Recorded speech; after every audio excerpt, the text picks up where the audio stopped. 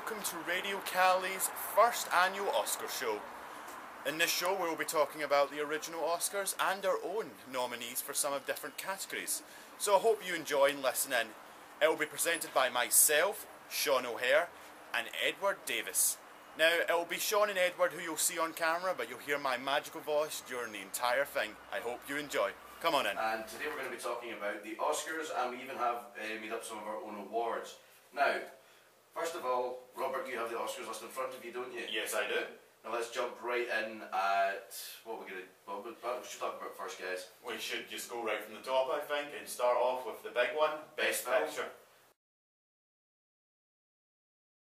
Out of those, Eddie, who would you have chosen? For Best Picture, well, that's... Obviously, it's going to be a pretty difficult one. I thought Django Unchained was a very good movie.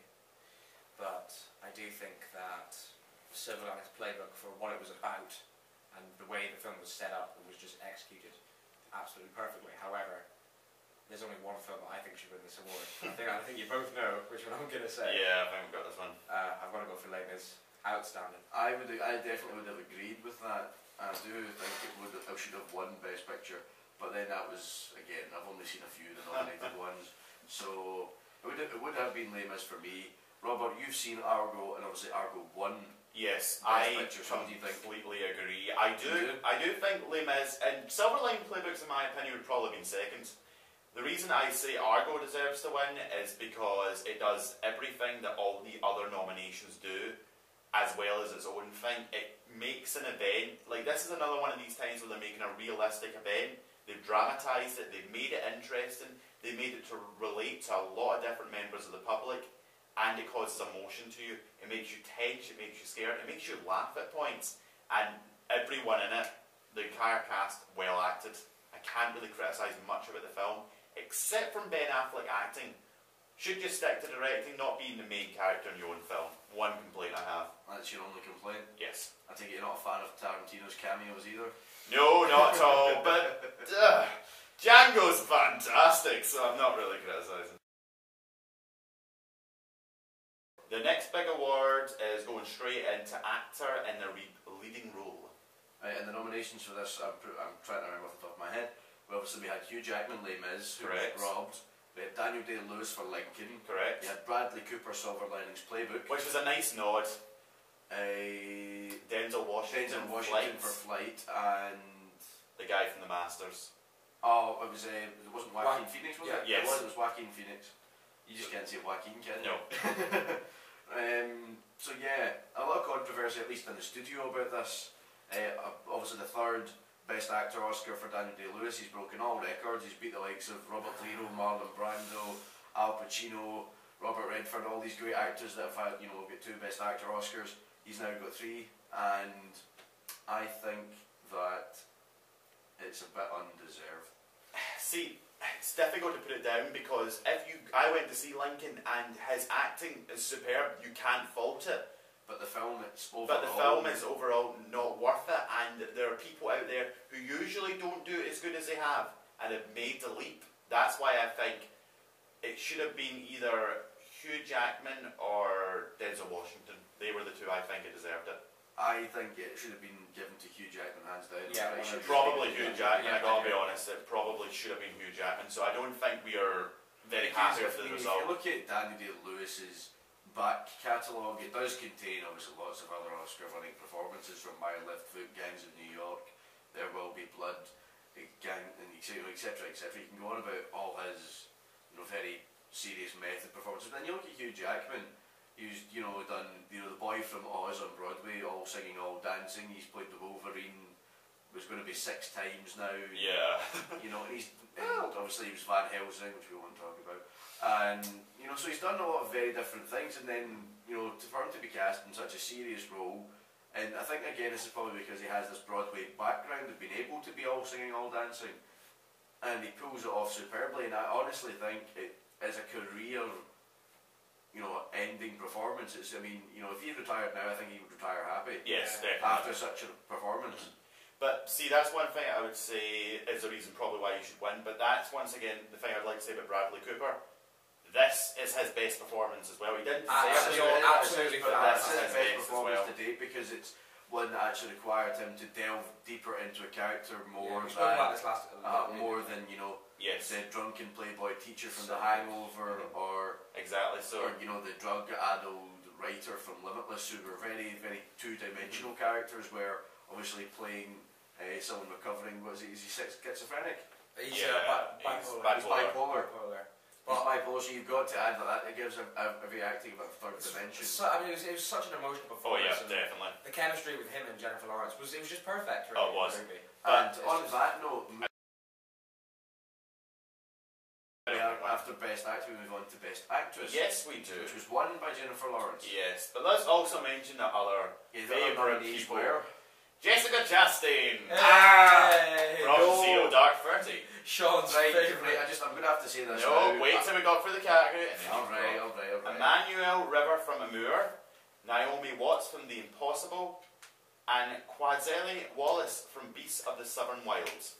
Right, well, first of all, Jessica Chastain, no. Bad decision. Wait I till think, we discuss that I think later. it's just Oscar snobbery in that one, I think, in my opinion.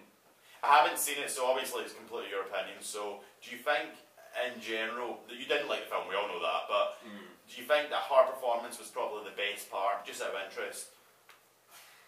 I don't know. I mean, the film overall was, in my opinion, awful. And just so many things wrong with it. Where to begin? I would probably begin with her. I mean, she just plays this very stern character who spends 10 years trying to catch Bin Laden. That's all she does, which gives it doesn't only gives her one dimension. You know, Yeah. she's just a very focused, career-driven ginger, and What about him? and it really didn't. It just the whole thing seemed a bit wooden and overdrawn, and maybe in a bit times trying to overact. Really? That's I've interesting. seen there's bits where, you know, you think, you know, maybe she's actually trying too hard to be so stern and things, you know, to try and be so stern and focused that it becomes slightly unconvincing in times. Okay. And overall, the film itself there's a lot of things that I can personally pick wrong with it. But apart from that, I don't think she should have been nominated. I think there would have been another deserved nominee there. Fair enough.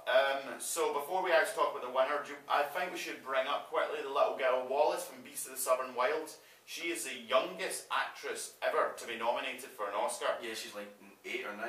I think she's 9 now, but she was 8 when she was When nominated. she was nominated. Now, Obviously, that's a great achievement. In fact, I was watching the Game Orchard the other day. alright. It was on last week or whatever. Have you any seen Saoirse Hannah? Saoirse Ronan, you're gonna. Saoirse Ronan. Yeah. She was 13 when she got nominated for Atonement. Yeah. And obviously she went on to star in things like Hannah. She's in this new thing now. Yeah, what was it? I can't remember what it's I can't remember what it's called, but it looks kind of interesting. Okay. And you know, it looks, you know, obviously being 13, going to the Oscars is one thing. 8 years old. Yeah. Jeez, oh. Now, I don't think any of us saw the film, did we? No, I haven't. It was never really publicised. It wasn't. Once again, because it's a foreign film, it's very rare. But from the little clips I've seen of it, her acting is superb. The film itself doesn't actually look that good, but it's just It's her. a very touchy subject matter, mind you. It's the exact same thing if we're really going to talk about it. It's Emmanuel River with Emmanuel River. Yeah, Yeah, our River. entire part was about a degrading wife, basically. Our mental health was going. That's a really touch and go matter, to be honest. It is, but the French couldn't get away with that. True. Anyway, so do you just want to talk quickly about the Yeah, winner? So Jennifer Lawrence won for this Love performance. her, love her, love her. Okay, well that's Eddie's part said. I haven't seen Silver Linings yet, but from what I've heard and from the trailers I've seen and things, And from the fact It that I does can go on about how yeah. amazing it is all the time. yeah, that too. It doesn't. It does seem like, again, it's a step up in career move, especially from The Hunger Games, and Yeah. X-Men, and what was it, The Last House on the Left or something? We don't mention that. That was a bad horror. The last, happened. on Yeah. the Was it The street. Last House on the Left or something? Or It Last was- House on the Street or something. Yeah, like that. it was something like that. It's a remake of a horror film, which instantly means it's probably going to be bad. Yeah. But I do agree. So it's definitely a step up in career. Although, again, one thing I've read, one of the things I've read about Jennifer Lawrence in the papers recently, she seems to actually come off as being a bit of a diva off screen. Oh yeah. From Which what I is- hear, yeah, I guess. definitely. Which is a bit I suppose it's a bit disappointing. Because you think she'd be a bit nicer. To be honest, apparently, a lot of actors are like that as well. Jennifer Lawrence and Jessica Chastain had a wee bit of a tiff. Really? Yeah, apparently they were just misquoting and bad-mouthing each other on interviews and things, and it's just like, well, okay, I mean, go Jennifer Lawrence for bad-mouthing Jessica Chastain. Sean's favourite actress ever known. Yeah, but in context, the rest of her opponents, she was the best out of all of them. That's one thing you can't really. We'll hold no objections No, to that one. no objections So whatsoever. congratulations, Jennifer Lawrence. So now we'll actually go on to the supporting roles. So we'll first start off with Best supporting actress. actor, and the nominees for this were Alan Atkin from Argo, which I don't agree with. Robert De Niro from Silver Lining Playbook. That was excellent. Philip Seymour Robbie Hoffman D. from The Master.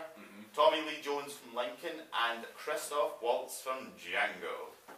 Okay, well, let's go through them. And you don't agree with the Argo nomination? No. I'm always happy to see Robert De Niro getting a bit of recognition. He's one of my favourite actors, and he's up there in my top 3. So definitely good to see him up there. Who else we got in there? Tommy Lee Jones in Lincoln, from what I've heard, and again I've watched some clips of his performance. Again, he does look very He's good. the best part. He's the best part of Lincoln, absolutely. That's that definite nomination. But I was going to bring up something about Robert De Niro there, actually.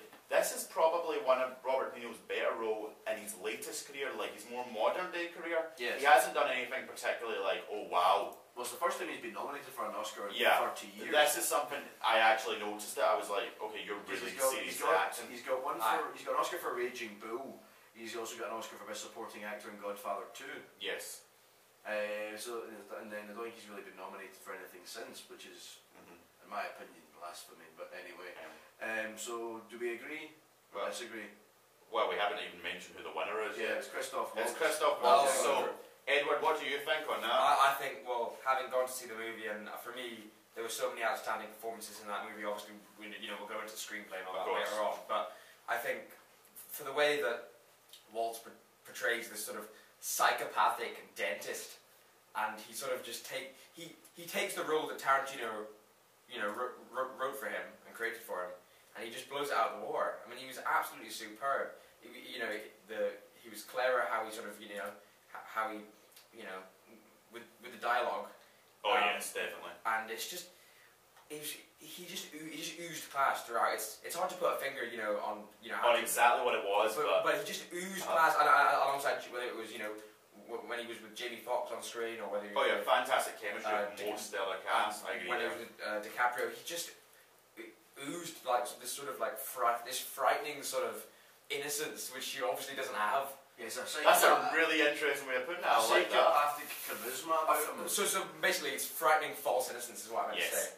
But so I feel, for me, a deserved winner. But I mentioned to Robert De Niro, obviously he's a legend, and again, he does very well in Silver Linings. So excellent.